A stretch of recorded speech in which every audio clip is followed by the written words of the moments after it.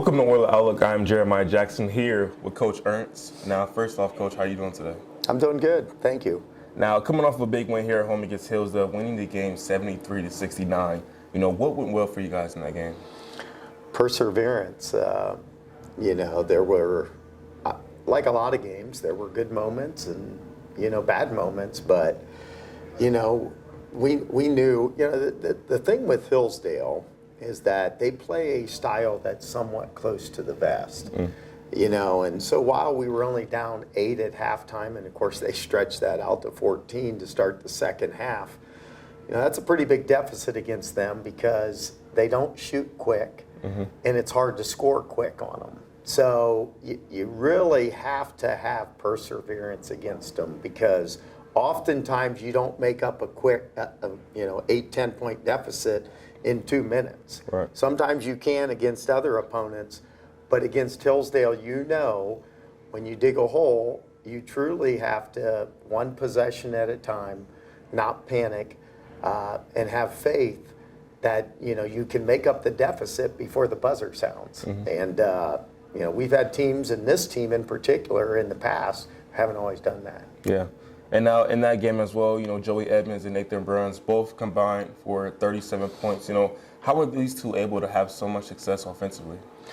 Well, first of all, you're always excited when your seniors play well on senior day because sometimes that doesn't happen. They're going to play hard and they're going to compete, but sometimes, it's just not in the cards. But I think, Nate is a difficult matchup for a lot of teams. And it's not because he's bigger or anything like that. He's our center, but he's played the power forward, the 4 a lot. And really what he does best is take people off the dribble from the perimeter and either, spin his hips and turn it into a post move or just go straight to the basket. And I thought he really had success against their big kid. Obviously, he can make threes when needed. And then with Joey, I thought, we made a change about halfway through the season. We kind of flip-flopped Joey and Anthony's roles. We had Anthony playing the point and Joey playing off the ball. And about midway through the season, I made the decision to flip-flop those two guys. Maybe take some pressure off of Anthony. Joey had played the point before, kind of roll with more of a senior. But I think where the difficulty or what's been hard for Joey is to find the balance between being a point guard, being a leader, making sure everyone's where they should be, but yet looking for his shooting and his scoring because we need that. Yeah.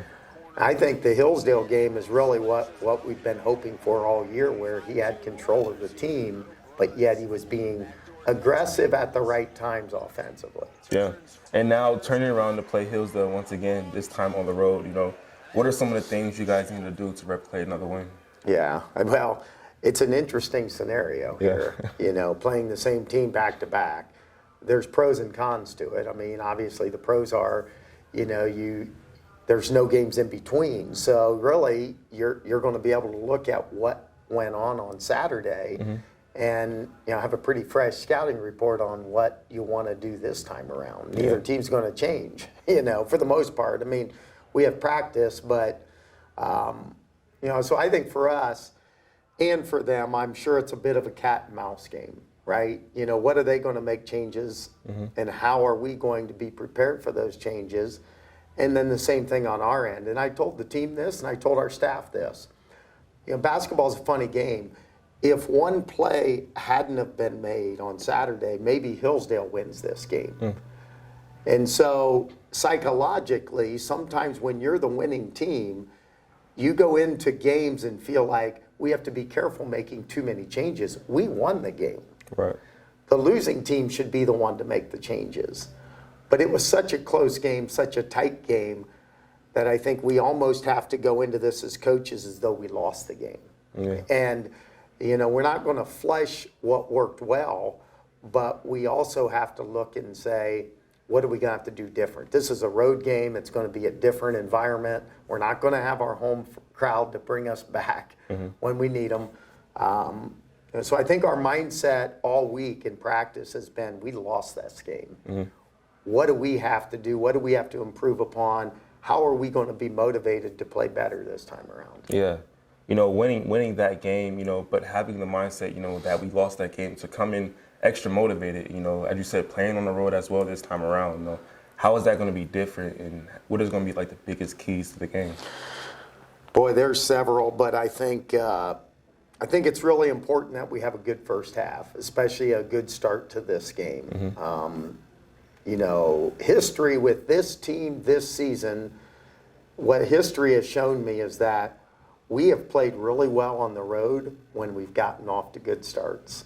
When we haven't, the game gets out of our hands really quickly.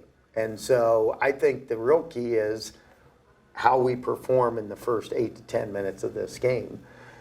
And there's a lot of factors as to maybe helping ourselves to assure that happens.